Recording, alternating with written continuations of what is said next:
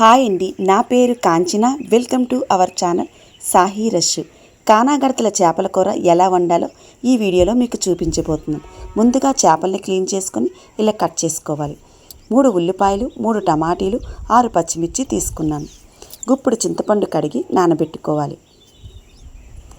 చేపల్లో తగినంత కారం, 1/2 స్పూన్ పసుపు, స్పూన్ ధనియాల పౌడరు, స్పూన్ మసాలా పౌడరు,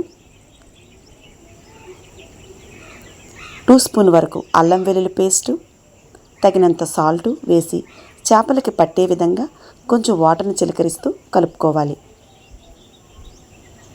ముందుగా ఇలా కలపడం వల్ల చేపల కూర మరింత రుచిగా ఉంటుంది.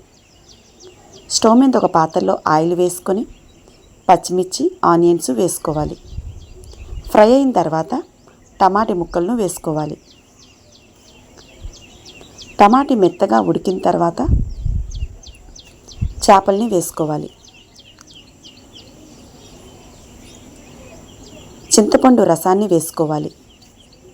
చేపలకి తగలకుండా సైడ్ నుంచి కలుపుకోవాలి.